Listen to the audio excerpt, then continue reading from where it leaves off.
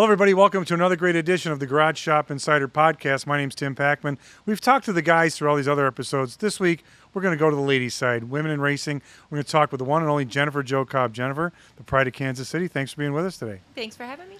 Driver-owner for the last 11 years in the truck series. You made 261 starts, 31 in the Xfinity series. How does the interest in a young lady from Kansas City get started in racing? You know, the influence of my father. I was 3 years old when he started racing. He was always kind of a gearhead, motorhead. You know, when he was a young boy, he would take his bikes apart and see if he could make them faster. And on he and my mom's first date, she told him that her cousin was a race car driver. So they spent their first date at his garage, and my dad worked on race cars while my mom sat upstairs and had iced tea with with his wife. So. Okay. You know, it's very natural on both sides of the family because the racer was my mom's cousin, and, you know, my dad, of course, had that bug. So he started racing when I was 3, and when I was about 7, I said I want to be a race car driver, and of course, that go over? Everybody shook their head and rolled their eyes, you know, about 1980, and, yeah, it was impossible, right? And as I grew up, I just was around race cars and the influence, and I liked to work on them, and I liked to learn about them. So you actually worked on the cars. You just weren't a show up and put the helmet on. You're very, I've known you for a long time. You're very technical and very knowledgeable of what it takes to make a car and or truck competitive in a race. I'm going to tell you what, I started racing at NASCAR's grassroots level at the very bottom of the totem pole, a 4-cylinder pony stock. Perfect. In 1991. And I was 18 years old, and my dad said, if you're going to race it, you're going to work on it. You know, I'm not doing all the work for you. It's a lot of work. It's a lot of money.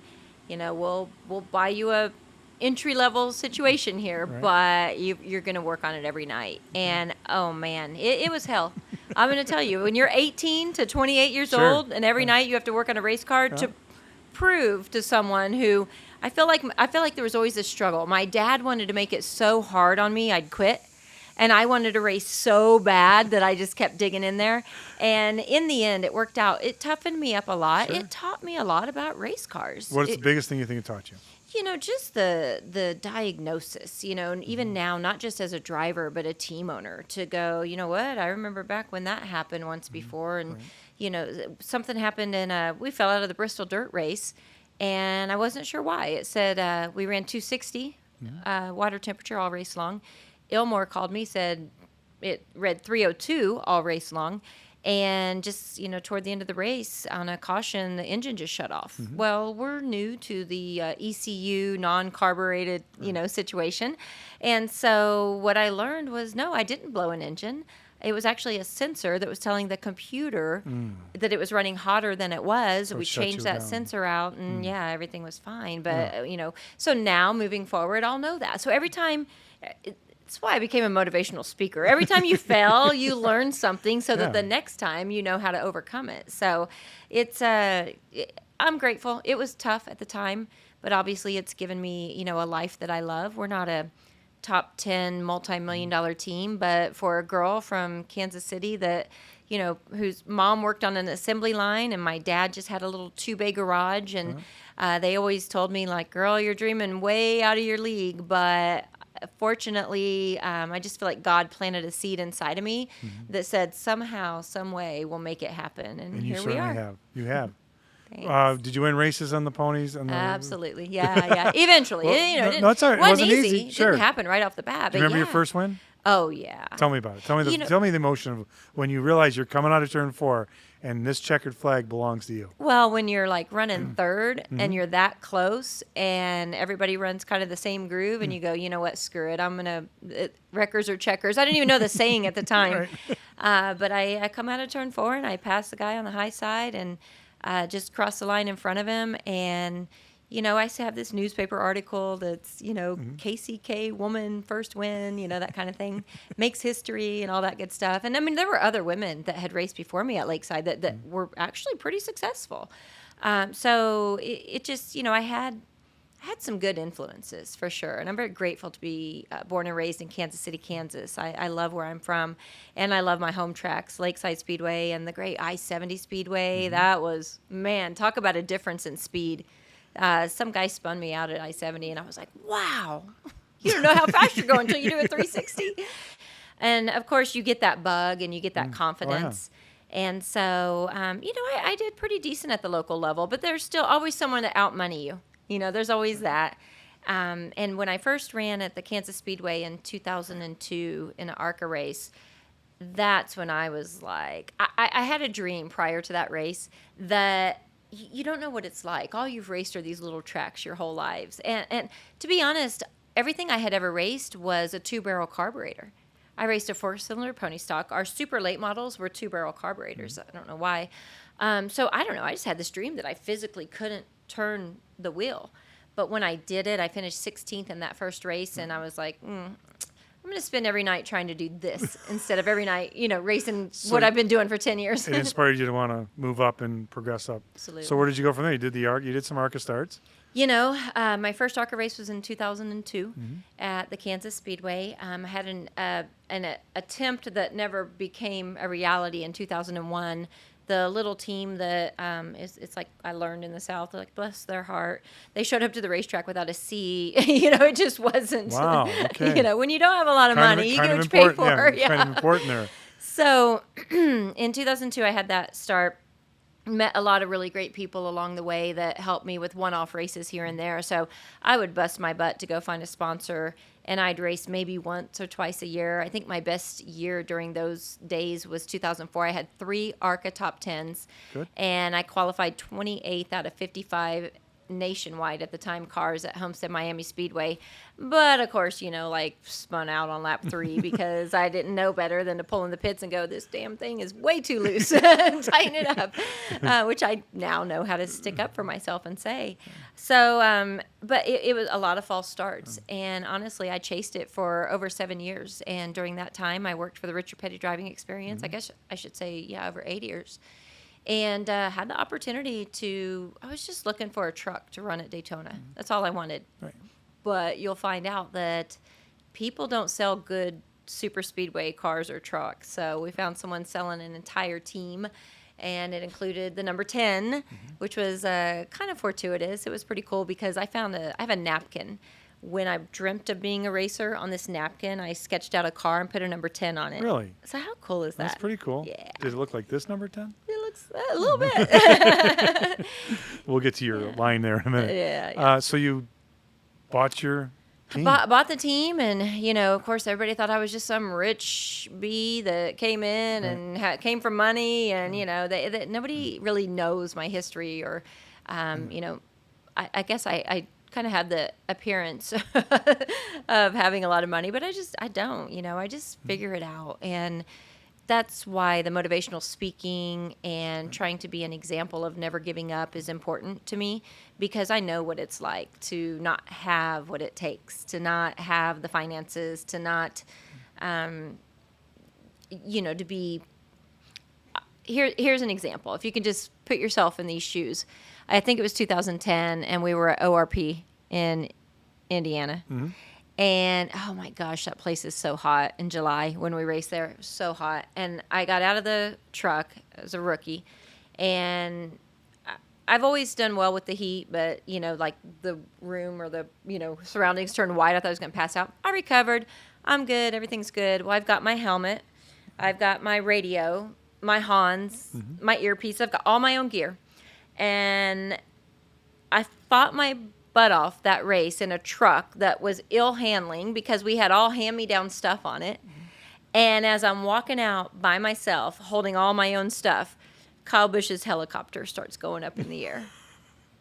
And he flies over somewhere else. And it's like, there's has and have-nots, But you know what? You were still in the race. You were out there. You're competing. And there was some kid, in that stand looking up to you for being out there. That's Boy, what girl, makes whatever, me most people, proud. yeah. That's what makes me most proud. There's people that don't get it, and I understand. I am my own worst critic. I mean, I beat myself up probably more than anybody out there could beat me up. Like, what are you doing? So where did your business sense start to come from? Because now you own the team. You've got to sell the sponsorship. You've got to buy the parts, and pay the help and everything you Yeah. have. So your business sense, where did the business part of it? I hate to say learned as you went, or you just Yeah. kind of. Well, I realized, like I said, because I didn't come from money, I had to find the money to buy tires. I had to find the money to buy a race car. I had to find the money to get to the next level. And really at that time, because I started racing when I was 18, I was in college. And I was an undecided major.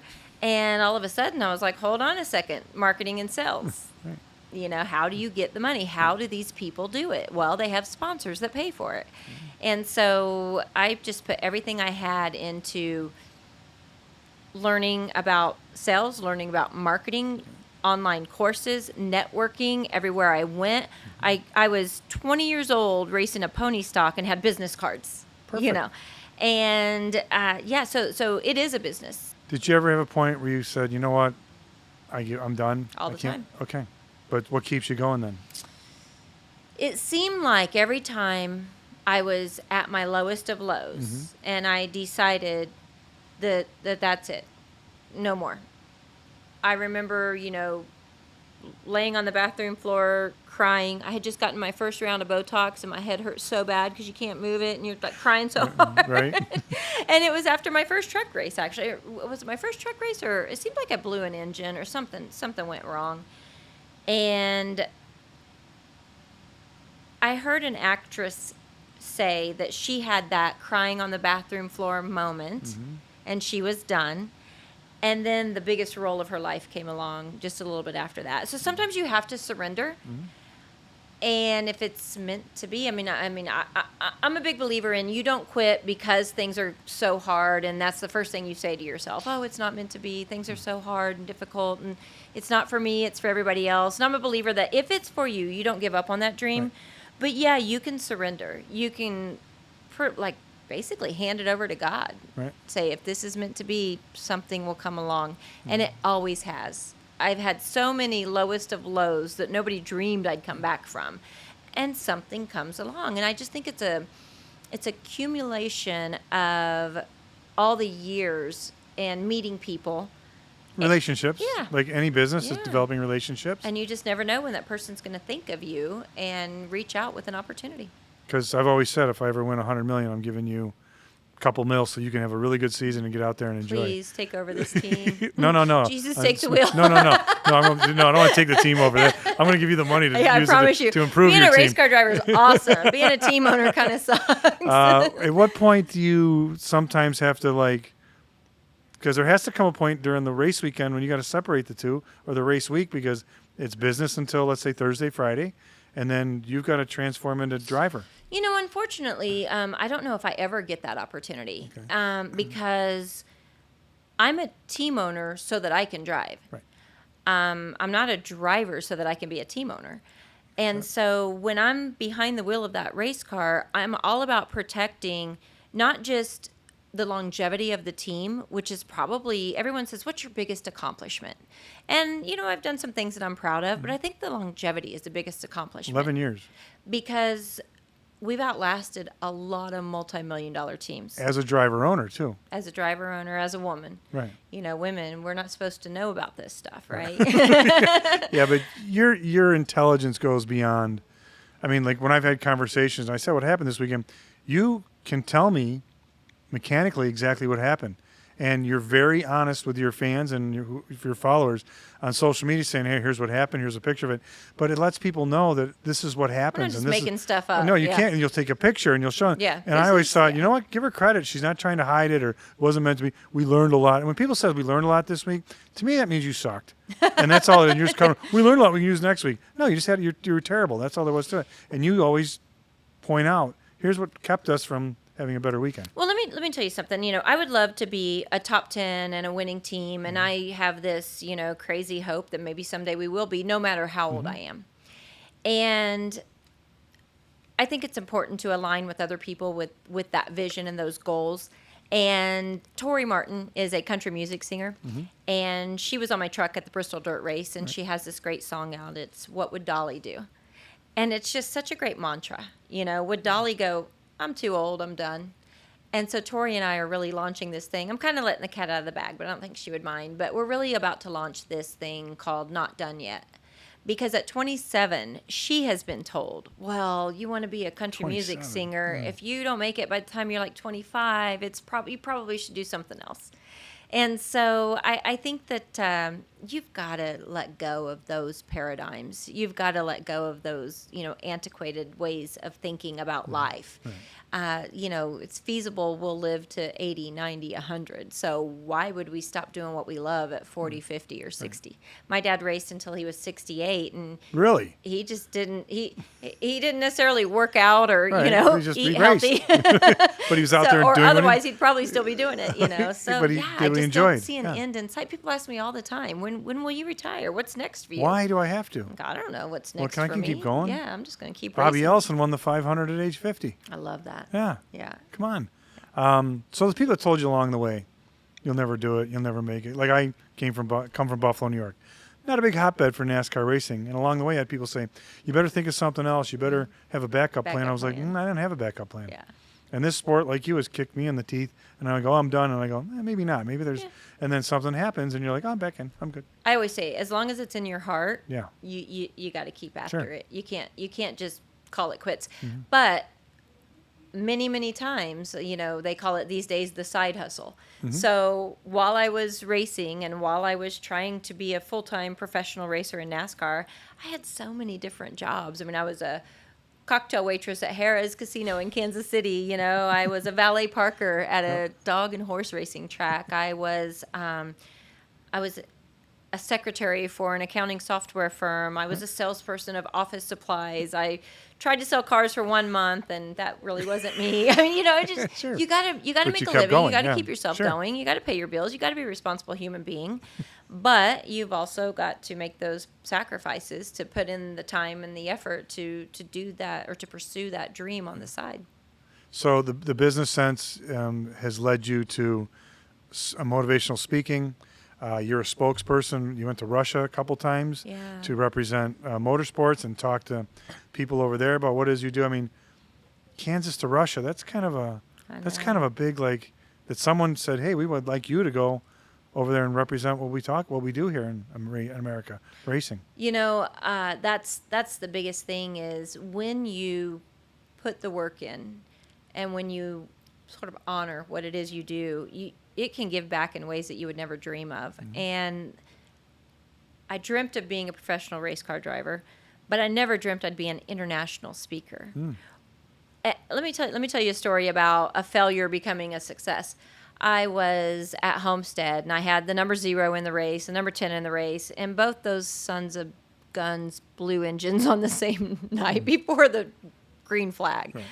And the tow truck pushed me out behind the wall, and it was a mess, right? Just like whatever. And it's one of those things you don't even get mad or cry. You're just like, wow, that just happened.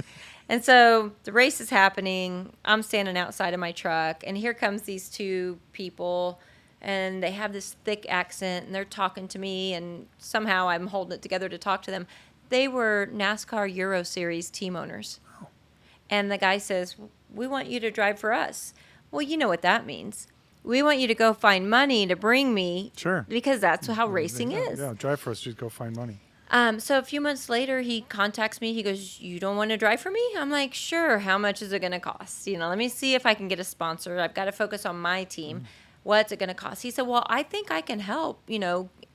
Sure enough, he did it. And I've run 3 NASCAR Euro Series races, which my cousin, who's a champion of numerous years back at home, he texts me and he's like, I'm so proud. The first time he's ever said he's proud really? of me. Okay. Wow. You had to go to Europe to get that I had to from? go to Europe. He said, this is probably the coolest thing you've ever done. That's awesome. It's not just about what's right in front of you in the here and now. It's like these opportunities, the people that I have met that have never heard the word NASCAR.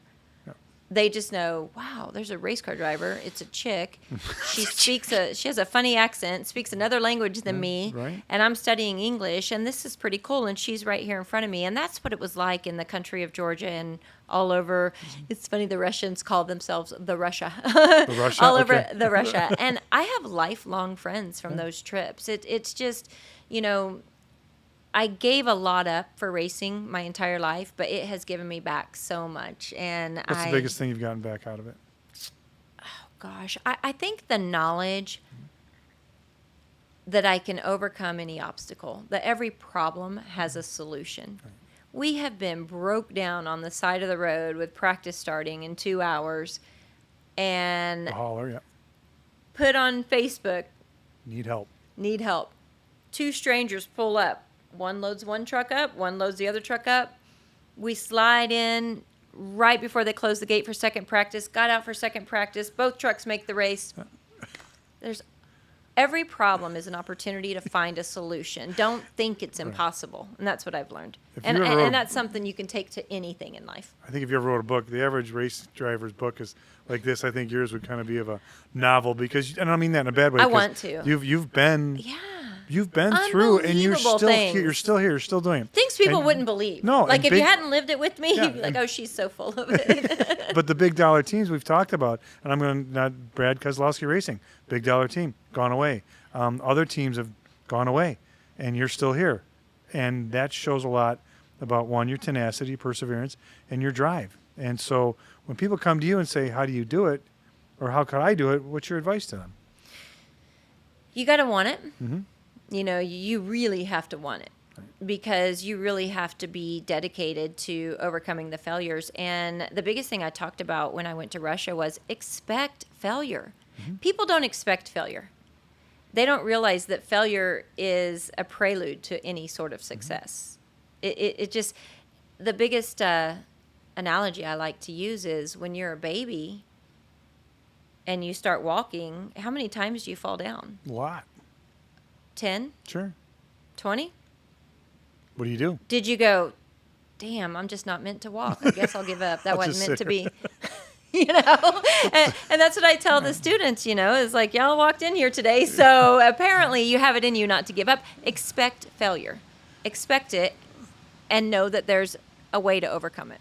What's it like for you knowing that you're an inspiration to young girls, maybe young drivers, period, but I mean, women in racing, and there's someone that's like, well, I want to be like her. I want to do what Jennifer Jo does.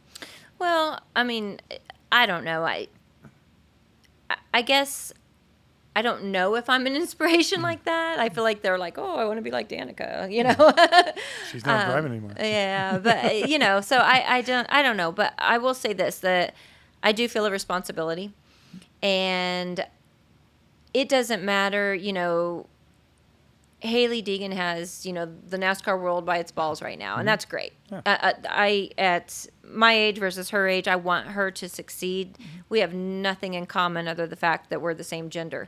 But it's always... And you're driving the truck series. Yeah. That's true. It's always super important for me when I see these young ladies that I reach out to them. Mm-hmm. Because I can remember being in my 20s and racing and thinking, I don't know one person like me. I don't know one person who has to put up with the comments, who has to put up with the things that we have to put up with.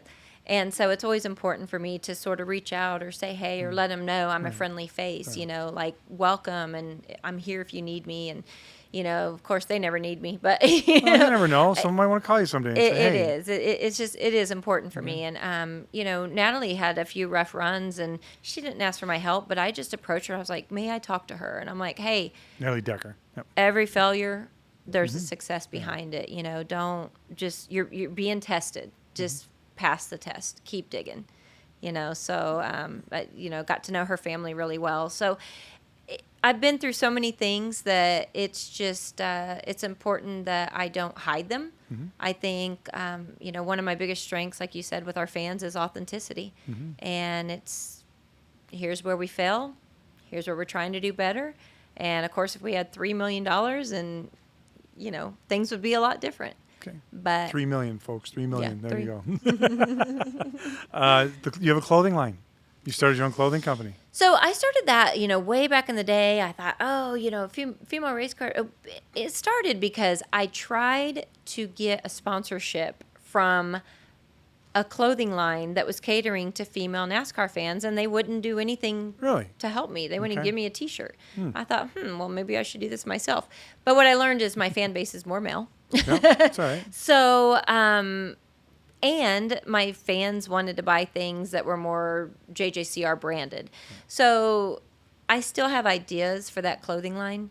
And that's, being entrepreneurial. Like I'm just kind of always got my hands dipped in some kind of an opportunity, So I still have more, ideas on that, but it's evolved over the years. And the name of it is? So I've rebranded into drivenswag.com. It started out Driver Boutique. Drivenswag.com. Yeah, okay, drivenswag.com. And that's the official site of anything JJCR merchandise related. Okay. And then, of course, there was driventohonor.org, which is to honor female military members. Good. Because, like I said, I think it's important for women to support women, especially women in male-dominated fields, to, sort of have each other's back. So I have met the most incredible ladies that serve our military since 2011 when Driven to Honor was launched. Good. And that's something, if you make it about other people, not about yourself, it tends to work out a lot better for you. That's good. And so when we'd have a bad race, if I looked over and saw a couple of military women with their guests smiling, and they didn't know we just blew an engine and didn't run out of the race, they're just like, wow, That was great. It was that awesome. pit stop, we were right here. It's like, you know what, today had a purpose. That's perfect. That's good. Yeah. Last question I'm going to ask you. You motivate yourself. From everything I've heard you say, there's nobody behind you. It's like you are driven by your own instinct and how you were raised and the will of what you want to do. And you never saw yourself doing anything else, did you? Here's the thing. I am hesitant to take credit myself. Mm-hmm. I guess I'm the common denominator Right. in it all. But there's always been someone to lift me up or someone to help me. So, these past couple years during this COVID stuff, it's been Fastener Supply Company. Mm-hmm. Prior to that, it was another company. So I guess, I'll accept that I'm the common denominator, but I can't do it alone. And I've never done it alone. Mm-hmm. And so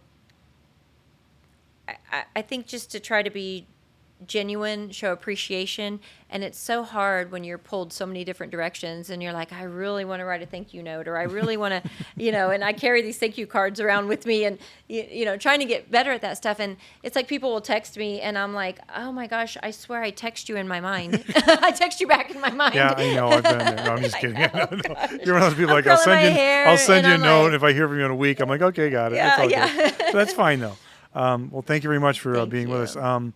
You can't tell, but folks, watch out. There's a special announcement coming up for Jennifer Jo Cobb Racing, and we look forward to seeing it. Thank you so much for being with us today. Thank you. Appreciate you. Thanks for being a friend. No problem. Hey, coming up, we have Mike Mooney, author, speaker, former NASCAR executive, worked his way up from check this out, Jennifer, a shoe salesman at Kmart to an executive in motorsports. Coming up next. So you see what's going on here at the garage shop. It's amazing, isn't it? It absolutely is. When Drew reached out, because we've known each other for like a lifetime. Drew Patey from Safety Clean. Okay. Yes. Uncle Drew. Okay. And he's like, you got to see what we're doing out here. Yeah. And driving out, I'm like, where in the world am I going? This place is so like off the path, which is fantastic, But just the craftsmanship, man. I'm looking around this place, and it is just, it's like something you don't see today. No, it's incredible. And these aren't fabricators, they're artists. No, they are. Yeah. They are. And you know what you can tell to the vibe in this place is that, they're having fun. Yeah, and they're enjoying it. And they love it. The pressure isn't like we got to win this week. We have to build this correctly. Right. Loading up on Wednesday. Yeah. It better be done. It better be tight. It better have the roll-off speed we need, all those things, all the pressure that it takes. So how'd you get your start? How'd your interest in racing? Oh man, so in Long Island. Yeah, Long Island. So my dad actually. I mean, he's a motorhead. He's a racer. Did a lot of factory racing, drag racing, street racing. Okay. Back in the day, he was a cop on Long Island. So he'd always joke that he had the chrome credit card on Long Island on the expressway. He could go as fast as he wanted to go. Back in the '60s, and anyway, ended up doing work with like Mark Donahue and some like really like big names. But for me, like working on cars, as much as I wanted to be like my dad, we'd be in the shop with the torpedo heater going, and I'd always be handing him the wrong wrench. And for him, he'd like just not even have to look; he'd feel in there and be like, "It's this one." So I became more of like the gopher of like, okay, go for some beers, go to the fridge, or go get the broom and clean this up, and. So that's how it started, man. But the irony is, like, I really wanted and didn't really have a passion. Had no desire, to be a part of racing, because I thought it was all about being under the hood, like we were talking about all before. Mechanical, right? That's racing, right. And then you realize, oh, well, there's a whole other world. So when did you discover that? So I discovered that when I was an assistant footwear manager in the first Super Kmart that was opened in Hickory, North Carolina. So you were the assistant footwear. Yes. So you're the shoe guy. I was the shoe guy. I was the Al shoe Bundy. Guy. Okay, I was the Al Bundy. Let's break it down. Shoe yes. guy. So I got out of college, my first job. Right. Yep. I'm in Hickory. I went to school in Elon, North Carolina. And I'm like, what am I doing here? What in the world? And I would find myself actually going to Hickory Motor Speedway, which was right down the road from where I lived. And I go check things out. And at the time, my dad had a friend from years ago named Tom Cotter, who had an agency, a public relations agency, Cotter Group. Yeah. And I got an interview and literally started there I was making $18,000 a year at Kmart. Okay. Tom paid me $16,000 a year to, manage the warehouse, change, air filters, light bulbs, run the mail, mow the lawn, stuff, press kits, whatever I could do. And I'm like, I'll do it. I'll do it, right. I'll take it. Sign me up. Yeah. Sign me up. So that's where it started. I had the opportunity in '98 to run the public relations for the 50th anniversary. That had to be big. Oh my God. I mean, the 50 greatest drivers, there was still a lot of them alive then. So you were spending time with legends in the sport. Yeah, Buck Baker. I mean, I've got, I just found them. In fact, I've got slides of a photo shoot that we took with Tim Flock and Buck Baker on the original beach road course down in Daytona. Really? Yeah. And we got like trophies from the Daytona, from the hall over there. I got to get these developed. You got it, yes. Yeah. So who does it? It was, I don't know who's got them. Yeah, I got to find some. There's a guy. There's a guy. But it was amazing, man. So getting to work, with legends like that, I'm sitting there, I was like early 20s going, what the heck am I doing? But it was like, okay, this is great, and then had the opportunity, with Tom, we were doing the PR for Mercedes-Benz. Okay, and so we were doing their IndyCar program. Then in 2003, got a call from the headquarters. Our youngest daughter was 3 days old, right? We just got her home from the hospital, laying on the couch with her here and myself on my own old Nokia, rings. And I'm looking, who this calling me from Reston, Virginia? What is this? And I answer, and it was that Reston was where Nextel's headquarters were. Oh, okay. And I got a call from them saying, hey, we're looking for someone to run the marketing communications for this series sponsorship. Would you be, can we talk to you? And I'm like, holy crap, you talk to me? You talk to me? Right? Where'd you get my name from? Yeah, exactly, right? Yeah. So who do I write the check to? So basically, so that was another great opportunity where it was like, wow, I would never have thought. But to have a chance to work with a group of people, right, Tim Donahue and Mark Schweitzer, Tom Kelly, like this leadership group from Nextel, and be able to work with the senior folks at NASCAR at what I felt was like a once in a 33-year opportunity, right? Because Winston had been the series sponsor 33 years, And it was really interesting, Tim, is that when Nextel came in, we found, like from talking to fans and the research, as polarizing as cigarettes are, right? You smoke, you don't smoke, you like them, you don't like them. If you were a NASCAR fan, even if you were a non-smoker, you loved Winston. Because they spot. And they helped build this sport. Right. I mean, they did so much for the sport. So the opportunity to help, shape and build, like I said to you before, like these hands don't make cars go fast, exactly. but we can market and PR the hell out of something. Exactly. We're going to bring it to life. Again, I've been really fortunate to have seen the sport from the agency side, and then on the brand side that happened, and then I went back to the agency side for a little while, and then I got a call from Roush-Fenway Racing in like 2013, and that was an interesting conversation because they were looking at the state of the sport, where their performance was going, and they said, look, the way that we're positioning ourselves and selling ourselves, like I don't think the teams are getting it. And I told them, I said, no, you don't. You're not getting it. Right. This was through Roush, right? Yeah, this is through Roush. But I was working on the agency side, and I'm thinking I can get a new client for our agency. Oh, no. And I'm telling them, like, oh, man, I could do this, this, and this, and we got that, and here's where you're missing it. I mean, I was putting it all out there. And they got a new employee, right? And the agency can do it. And they're like, we're kind of thinking maybe you come over and do it. That's I good. hadn't thought of that. Wow. So, again, so a great opportunity that now I can take, like you said before, right, is the things you pick up along the way. Yeah. So what I've learned in agency, what I learned in the brand, now I can take it and bring it to bear at the team level. And it worked.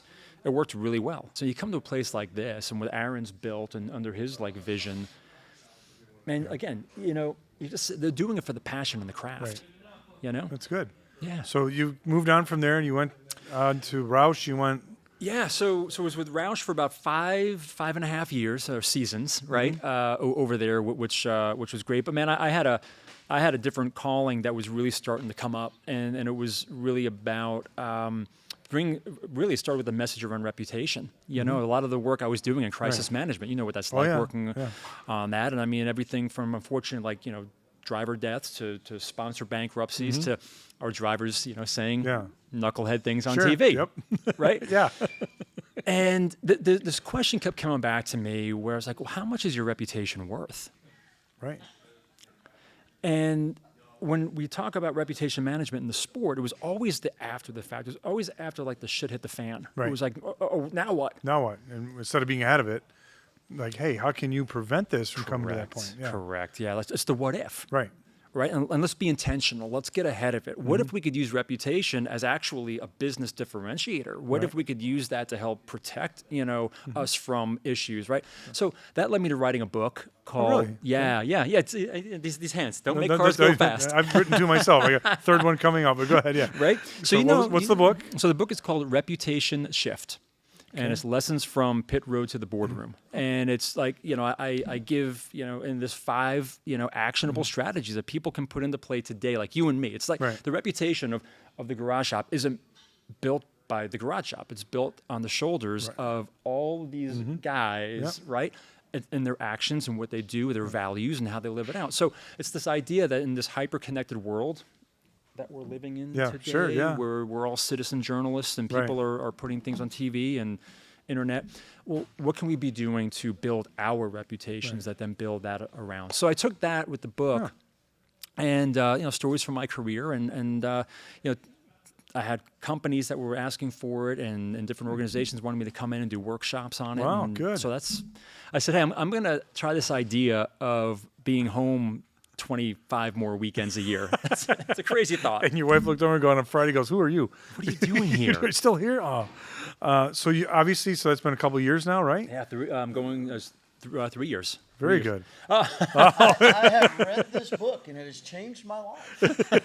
And today, you can get one. Mike Mooney is going to tell you all about it. Shameless plug. Shameless plug. Thank you, man. Now I know where to get one. And the poster boy of before and then after. Right. Yeah, we're still waiting for the after, but it's getting there. When I got out of jail, I read that book. It changed my life. Nice. Thanks, Vanna. Well timed, right? Love it. Well timed. That's awesome. There you go. It's good stuff. So there you go. Another satisfied customer. So now the engagements are speaking picking up for you? So they are. Look, 2019 I had 24 events that I did, and I was ready on pace to double that in 2020. Right, and then we all got, and everybody got kicked in the pants, right? But it actually gave me a great opportunity to focus more on my virtual, my studio at home and working on those types of programs. And quite honestly, it changed some of the messaging, right? Whereas before people were thinking, hey, reputation, that helps with team building, trust, collaboration, communication, right? Then it became, hey, Mooney, what do you know about mindset? What do you know about, because I got people on my team that are just detached, man. They're getting depressed. Surely in racing, mindset is super important. I'm like, absolutely, it's important. I mean, totally it absolutely is what defines you. Right. When you're out there every week getting your teeth kicked in, you got to come back and do it again and get better, right? Or stay on top and keep going. And the other thing is, people in the shop, if they're just showing up for their paycheck, you're going to figure this out real quick, because that's the hindrance that's slowing you down as a team. And goes, I took care of it. Oh, it's payday. We got it at 5 o'clock. Time to go. Yeah. No, it's the guy who says, let me take care of it.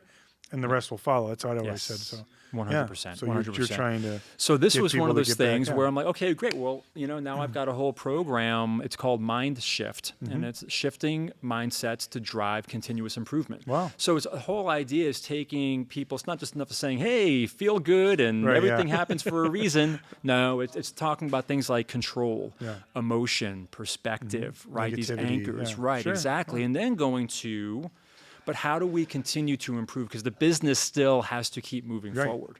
There's that obligation, responsibility that we have, right? So I use lessons from racing there, from the teams and things that I learned at Roush from these guys, or being around guys like, Ray Evernham, or things with Smokey Unick, some of these my older gosh, stories, yeah. right? About continuous improvement and the idea that it's not the one big swing, it's these little 1%ers that you Got got to it. get, So that's what I'm doing now, man. And That's good. Yeah. It's So been if good. someone wanted to get in touch with you, how would they do it, Mike? Well, you can do it a couple different ways. Well, let's hear it, Mike. Yeah, so but wait, there's more. it's really easy. Sure. Just go to MikeMooney.com. There you go. That's it. Simple. MikeMooney.com. Or if you want to email me, Mike@MikeMooney.com. Genius. Make it easy, Make man. it easy. That's it. Make it simple. easy. That's good. Yeah, Pac-Man, so I got to tell you, I love these podcasts you do. I Yeah. don't even want to call it a podcast because the videos of them are fantastic. Are you having fun doing this? These are amazing. I mean, when we started talking about this, I was like, yeah, okay, I'll just try it, because the first time I was supposed to be able to just try it. Yeah. And then we ended up doing so much, and then they're like, yeah, let's keep doing this. I'm like, fine by me, because the history that's coming out of here, and I mean, we had Bobby and Donnie Allison, Yep. Dave Marcus with the other shows we've had. I'm and so mad I missed that today. the fact that they're building, these Daytonas and these Talladegas, and then we get to go to, Bonneville, or we go wherever we're going to go with these other cars. Yeah. I mean, how can you not? No.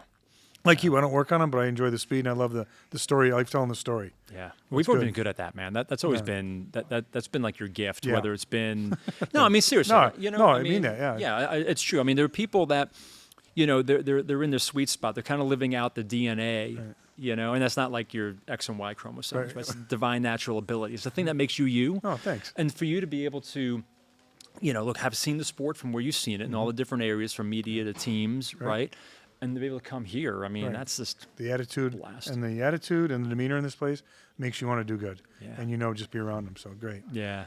Thank you so much for coming on. That's great, and we look This is forward to having you involved. Thanks, man. With us here, and I appreciate it very much. Yeah, Tim, thank you, buddy. This No, is it's great. good. And I want to thank Aaron and Drew and the team here, man. They're doing amazing work. And I mean, really, really, really honoring the sport, And the honoring the history. craft. Yep. Perfect. Perfect. Yeah. Well said. Thanks, buddy. Thanks.